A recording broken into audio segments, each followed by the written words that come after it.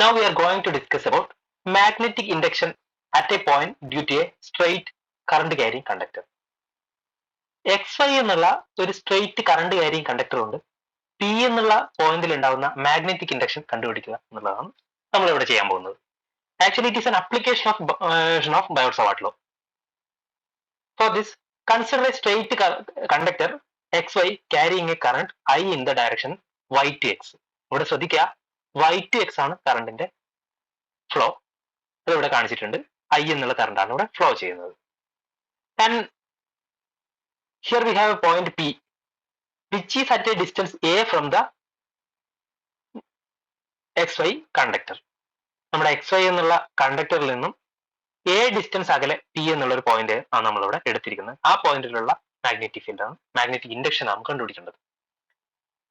അതിനു വേണ്ടിയിട്ട് നമ്മളൊരു ലെങ്ത് എലമെന്റ് കൺസിഡർ ചെയ്യുകയാണ്. എ ബി എന്നുള്ള ഒരു ലെങ്ത് എലമെന്റ് കൺസിഡർ ചെയ്യുകയാണ്. അതിനാണ് നമ്മൾ ഡെൽറ്റ എൽ അല്ലെങ്കിൽ ഡി എൽ എന്ന് ഈ ഇക്വേഷനകത്ത് എടുത്തിരിക്കുന്നത്.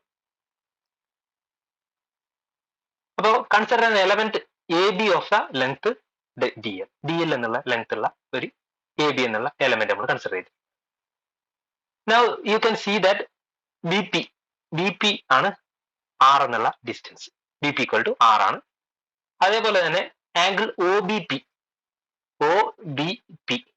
ഈ ആംഗിൾ തീറ്റയാണ്.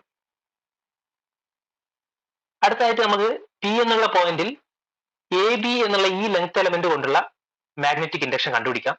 We can use the Biot-Savart law. Using the Biot-Savart law, magnetic induction at P due to the element AB is equal to dB, which is equal to mu 0 by 4 pi ideal sin theta divided by r square ആണ്. ഇവിടെ ideal sine theta എന്നുള്ളത് actually dl cross r cap ആണ്. അത് നമ്മൾ അതിന്റെ magnitude മാത്രം എടുക്കുന്നത് കൊണ്ടാണ് നമ്മൾ I dl sine theta by r square എന്ന് എഴുതിയിരിക്കുന്നത്.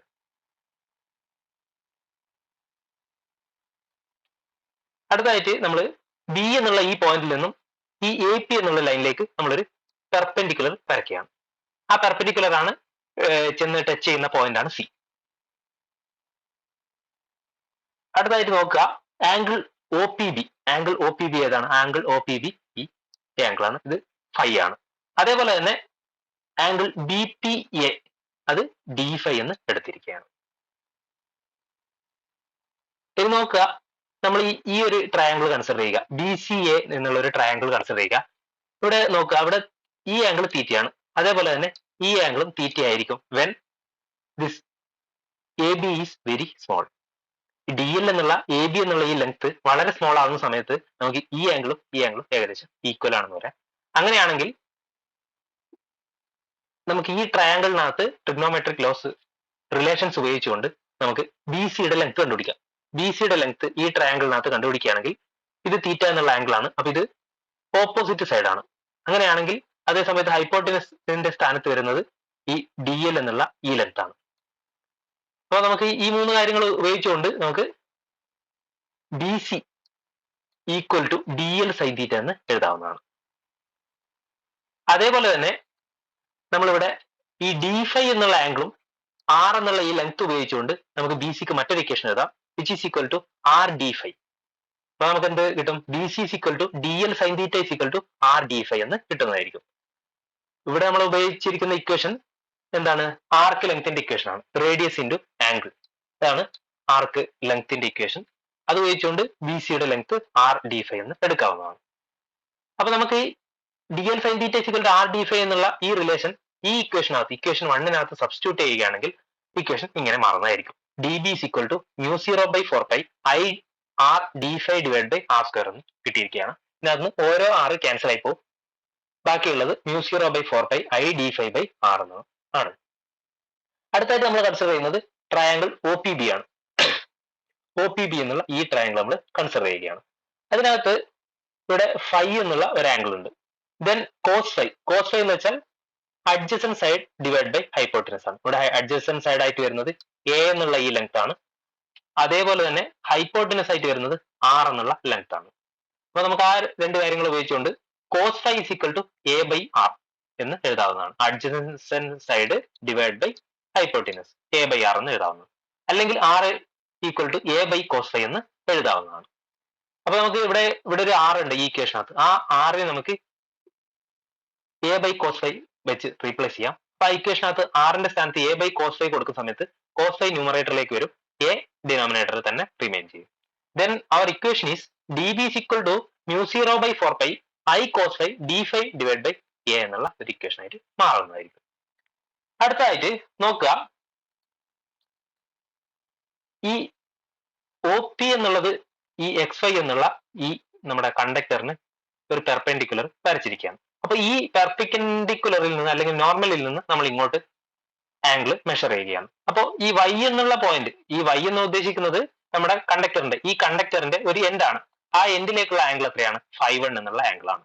അതേപോലെ തന്നെ അടുത്ത എൻഡിലേക്കുള്ള ആംഗിൾ ആണ് 5 എന്ന് വരുന്നത്. അപ്പോ നമ്മൾ യഥാർത്ഥത്തിൽ പി എന്നുള്ള പോയിന്റിലുള്ള മാഗ്നറ്റിക് ഇൻഡക്ഷൻ കണ്ടുപിടിക്കുന്നതിന് വേണ്ടിയിട്ട് നമ്മൾ ആദ്യം ചെയ്തത് ഈ എ ബി എന്നുള്ള സ്മോൾ ലെങ്ത് എലമെന്റ് കൊണ്ട് പി എന്നുള്ള പോയിന്റിലുള്ള മാഗ്നറ്റിക് ഇൻഡക്ഷൻ കണ്ടുപിടിക്കുകയാണ് ചെയ്തത്. അതിനുള്ള ഇക്വേഷൻ ആണ് നമുക്ക് ഇവിടെ കിട്ടിയിരിക്കുന്നത്. അടുത്തായിട്ട് നമുക്ക് എക്സ് വൈ എന്നുള്ള ഈ മൊത്തം കണ്ടക്ടർ കൊണ്ട് പി എന്നുള്ള പോയിന്റിലുള്ള മാഗ്നറ്റിക് ഇൻഡക്ഷൻ കണ്ടുപിടിക്കുന്നതിന് വേണ്ടി നമ്മൾ എന്ത് ചെയ്യും?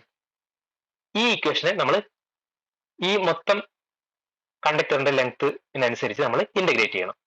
പക്ഷെ നോക്കുക, നമ്മുടെ ഈ ഇക്വേഷനകത്തുള്ള വേരിയബിൾ ഏതാണ്? ആംഗിൾ ആണ്. ഡി ഫൈ എന്നുള്ളതാണ് നമ്മുടെ വേരിയബിൾ. അപ്പൊ നമ്മൾ എന്താണ് ചെയ്യാൻ പോകുന്നതെന്ന് വെച്ചാൽ, നമ്മൾ ഈ 5 to 5 നമ്മൾ മൊത്തം ഇന്റഗ്രേറ്റ് ചെയ്യാൻ പോവുകയാണ്. അങ്ങനെയാണെങ്കിൽ നമുക്ക് എന്ത് കിട്ടും? വൈ ടു എക്സ് ഈ മൊത്തത്തിലുള്ള കണ്ടക്ടർ കൊണ്ടുള്ള ടോട്ടൽ മാഗ്നറ്റിക് ഫീൽഡ് നമുക്ക് കിട്ടുന്നതായിരിക്കും. അതാണ് നമ്മളിവിടെ ഉപയോഗിക്കുന്ന idea. Let 5 and 5 be the angles made by the ends of the wire at T.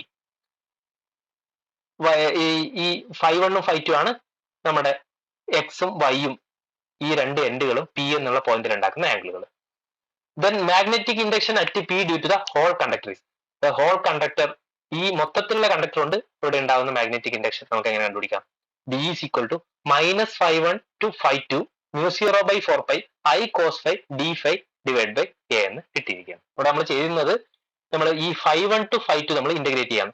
ഇവിടെ നോക്കുക, നമ്മൾ 5 ഈ ഒരു ഡയറക്ഷനിലാണ് മെഷർ ചെയ്യുന്നതെങ്കിൽ 5 ഈ ഒരു ഡയറക്ഷനിലാണ് മെഷർ ചെയ്യുന്നത്. അതുകൊണ്ടാണ് നമ്മൾ 5 എന്നുള്ളത് നെഗറ്റീവ് ആയിട്ടും താഴോട്ടുള്ളത് നെഗറ്റീവ് ആയിട്ടും 5 എന്നുള്ളത് നമ്മൾ പോസിറ്റീവ് ആയിട്ടും എടുത്തത്. അതുകൊണ്ടാണ് ഇവിടെ ലിമിറ്റ്സ് -φ1 -φ2 ആയി മാറിയത്. അപ്പോൾ നമ്മൾ അത്രയും കാര്യങ്ങൾ ചെയ്തിട്ട് നമ്മൾ ഇവിടെ ഇന്റഗ്രേറ്റ് ചെയ്യുന്ന സമയത്ത് നമുക്കറിയാം കോസിന്റെ ഇന്റഗ്രൽ സൈൻ ആണ്. അപ്പൊ ബാക്കിയുള്ള കാര്യങ്ങളൊക്കെ കോൺസ്റ്റന്റ് ആണ്, അത് ഇന്റഗ്രേഷൻ പുറത്ത് വരും. μ0 by 4 pi I by A എന്നുള്ള കോൺസ്റ്റന്റ് ആണ്, അത് പുറത്ത് വന്നു. ബാക്കിയുള്ളത് integral cos phi D phi ആണ്, അതിന്റെ വാല്യൂ സൈൻ ഫൈ എന്നുള്ളതാണ്. നമ്മൾ അവിടെ ലിമിറ്റ് കൊടുക്കുകയാണ്, -φ1 to φ2 എന്നുള്ള ലിമിറ്റും കൊടുക്കുകയാണ്. അപ്പൊ ആ ഇക്വേഷൻ എങ്ങനെ മാറും? μ0 by 4 pi I by A sine φ2 sine -φ1 എന്ന് കിട്ടുന്നതായിരിക്കും. ഇവിടെ -φ1 ആണ് ലിമിറ്റ്. അപ്പൊ നമുക്കറിയാം സൈൻ -φ1 എന്നുള്ളത് സൈൻ -φ1 ആണ്. അപ്പൊ നമുക്ക് ആ രണ്ട് മൈനസും ചേർന്നിട്ട് ഇവിടെ പ്ലസ് ആവും. അപ്പൊ μ0 by 4 pi I by A sine φ2 plus sine φ1 എന്നുള്ളതാണ് നമുക്ക് ഫൈനലി കിട്ടുന്ന ഇക്വേഷൻ. അടുത്തായിട്ട് ശ്രദ്ധിക്കുക, ഇവിടെ നമ്മൾ ഈ കണ്ടക്ടർ ഒരു ഇൻഫൈനൈറ്റ്ലി ലോങ് കണ്ടക്ടർ ആണെന്ന് വിചാരിക്കുക. അതായത് ഇതിന്റെ ലെങ്ത് വളരെ കൂടുതലാണെന്ന് വിചാരിക്കുക. അപ്പോൾ നമ്മുടെ ഈ 5 5 എന്നുള്ള ആംഗിൾ എങ്ങനെ മാറുമെന്ന് നോക്കാം. നമ്മൾ ഈ ഇതിന്റെ ലെങ്ത് ഈ ഒരു ഡയറക്ഷനിൽ ഇൻക്രീസ് ചെയ്യിക്കുകയാണെങ്കിൽ ശ്രദ്ധിക്കുക, നമ്മുടെ 5 വാല്യൂ കുറെ കൂടി ഇൻക്രീസ് ചെയ്യും. അതേപോലെ നമ്മൾ ഈ ഒരു ഡയറക്ഷനിലാണ് ലെങ്ത് ഇൻക്രീസ് ചെയ്യിക്കുന്നതെങ്കിൽ നമ്മുടെ 5 വാല്യൂ നോക്കുക, 5 ഇങ്ങോട്ട് ഇൻക്രീസ് ചെയ്യുന്നുണ്ട്, 5 വാല്യൂ ഇൻക്രീസ് ചെയ്യുന്നുണ്ട്. അപ്പൊ നമുക്കറിയാം, അപ്പൊ ഇങ്ങോട്ട് ഇൻക്രീസ് ചെയ്ത് മാക്സിമം എത്താവുന്ന പോയിന്റ് ഇതാണ്, അതായത് 90 ഡിഗ്രിയാണ് മാക്സിമം വാല്യൂ. അപ്പൊ നമുക്കറിയാം when the conductor is infinitely long 5 and 5 will be equal to 90 degree എന്ന് നമുക്ക് പറയാം. then what will happen? sin 5 value നമുക്കറിയാം, ഇപ്പൊ 5 എന്നുള്ള 90 ഡിഗ്രിയാണ്, sin 91 ആണ്. അതേപോലെ sin 5 90 വാല്യൂ കൊടുക്കുന്ന സമയത്ത് 1 ആയിട്ട് മാറും. അപ്പോൾ d is equal to μ0 by 4 pi I by A 1 + 1 2 എന്ന് കിട്ടും. അപ്പൊ ഇവിടെ 2 ക്യാൻസൽ, 2 ഈ 4 ക്യാൻസൽ ആയിട്ട് μ0 i divide by 2 pi A എന്ന് നമുക്ക് കിട്ടുന്നതായിരിക്കും. അടുത്തായിട്ട് നമുക്ക് ഇതിന് സിമിലർ ആയിട്ടുള്ള ഒരു എക്സാമ്പിൾ നോക്കുകയാണെങ്കിൽ, നമ്മളിവിടെ ഒരു സ്ക്വയർ ഷേപ്പിലുള്ള ഒരു കണ്ടക്ടർ ഉണ്ടെന്ന് വിചാരിക്കുക. അപ്പൊ നമുക്ക് ഇതിന്റെ ടോട്ടൽ 4 സൈഡിലും കൂടി ഉള്ളതാണ് കണ്ടുപിടിക്കുന്നത്. അതിനുവേണ്ടി നമ്മൾ ആദ്യം ചെയ്യുന്ന പറഞ്ഞാൽ ഈ ഒരു സൈഡിന്റെ കൊണ്ട് ഇവിടെ ഉണ്ടാകുന്ന മാഗ്നറ്റിക് ഫീൽഡ് കണ്ടുപിടിക്കാൻ ശ്രമിക്കുക. അപ്പോൾ എന്ത് നമുക്ക് കിട്ടും? അപ്പൊ അതിനെ ഒരു സൈഡ് കൊണ്ടുള്ളതിനെയാണ് നമ്മൾ ബി ഡാഷ് എന്ന് എടുത്തിരിക്കുന്നത്. അപ്പൊ നമ്മൾ ഇതേ ഇക്വേഷനകത്ത് കൊടുക്കുകയാണ് μ0/4πi/a sin φ2 പ്ലസ് sin φ1 എന്നുള്ളതാണ് നമ്മുടെ ഇക്വേഷൻ.